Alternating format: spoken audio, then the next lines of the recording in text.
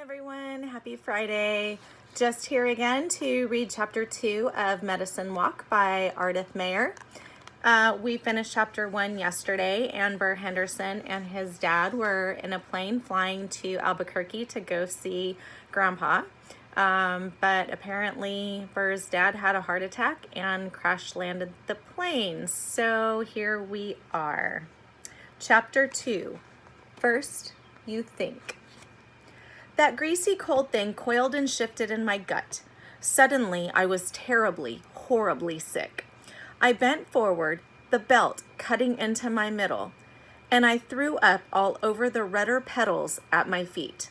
Something trickled down my forehead then, and I knew I'd hit something as we went in. I took the towel Dad kept in the cockpit and wiped first my forehead, then my mouth. I almost used some of the metal 2-quart bottle of water to rinse out with. Then I thought, I might just need water worse later than I did now. Sand was piled up in front of the windscreen, so I couldn't see ahead at all. I took the mic of the radio down and thumbed the button. Mayday, Mayday, this is Silver Cessna, number NA2364, down northeast of the Magellans. There was not a sound, not a crackle, no static, no hum, nothing. The radio was as dead as Dad. I jerked myself up short. This was no time for going all mushy. Dad would be the first one to say it too. He and Ch2 had always seen eye to eye on the subject of self-control. I unsnapped my seatbelt and turned to the door. The sun through its window was high, blazing against the sand just behind us.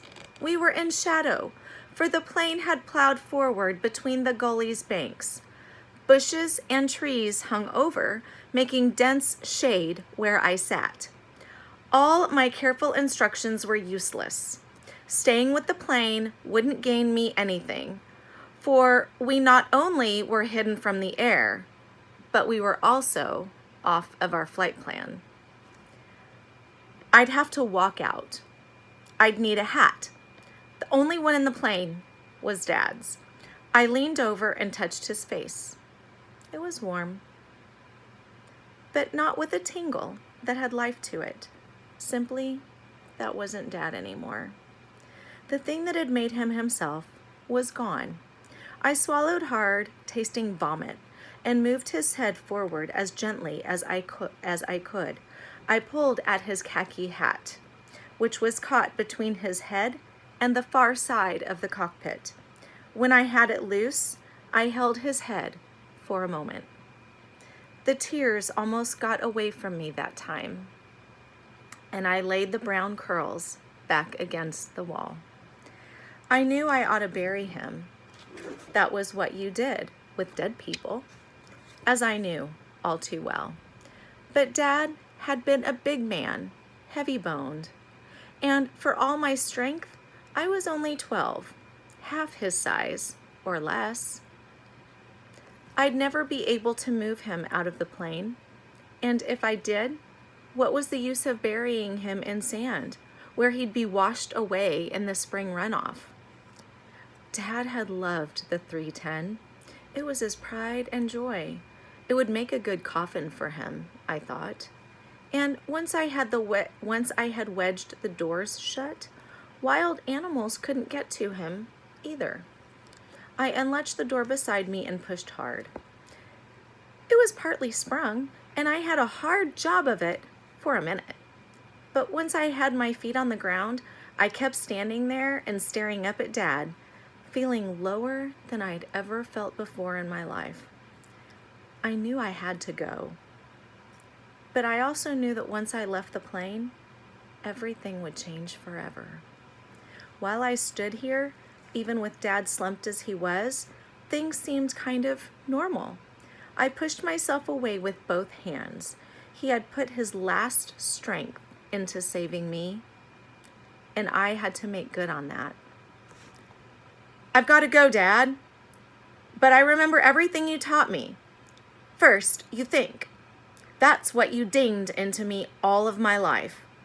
And I will. I'm going to make it out of here. For you. For Mom. I choked for a moment. Say hello to Mom. For me, will you, please? Give her my... But then I just couldn't go on.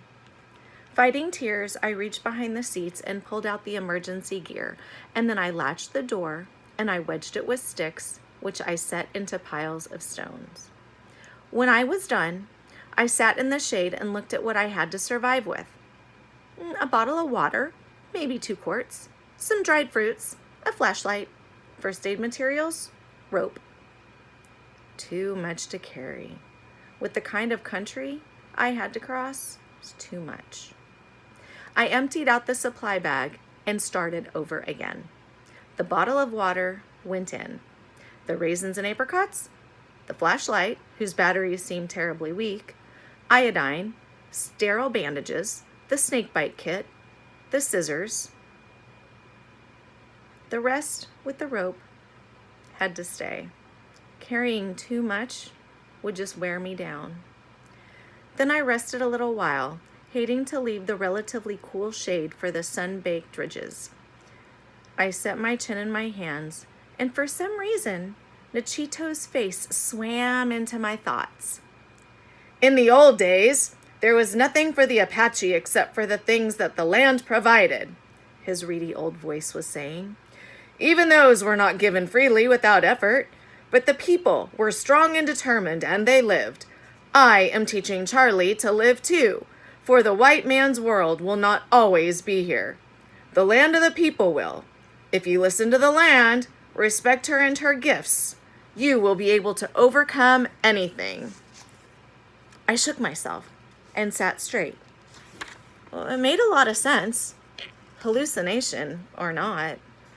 A pound of raisins and 12 ounces of apricot halves were not going to take me very far, and I was at least 40 miles from anywhere, though I hadn't a clue as to where I might be.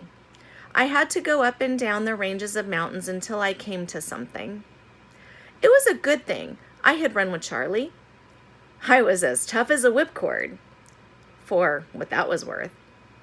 If I made it out, it would be because of the training I had shared a bit with Charlie.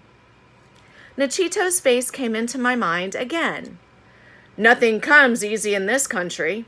Everything costs dearly, though not in money, but you can do anything if you try hard enough.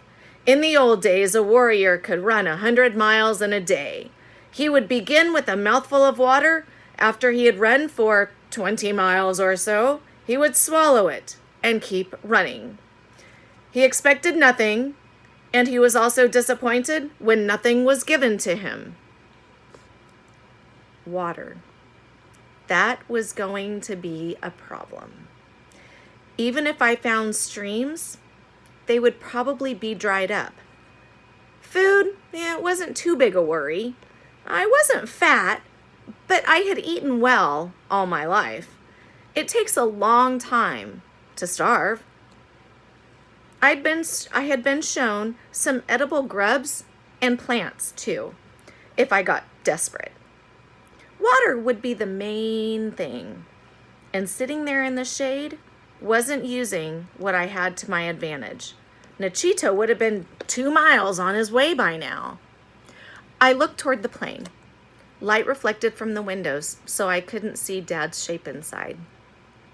I pulled myself to my feet and tightened the cord on the khaki hat so it wouldn't fall down around my ears. Then I settled it on my head and looked up at the sun. If I remembered the big map at the last airport, the nearest town would be Holcomb, somewhere off to the east. If I headed east, I'd have to run into roads eventually at the very least. Flying, it wouldn't be more than 50 miles or so.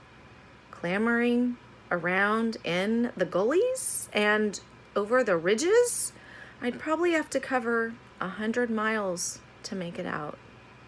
A long way. I trudged through the sand onto the rocky slope and looked back at the plane for one last time.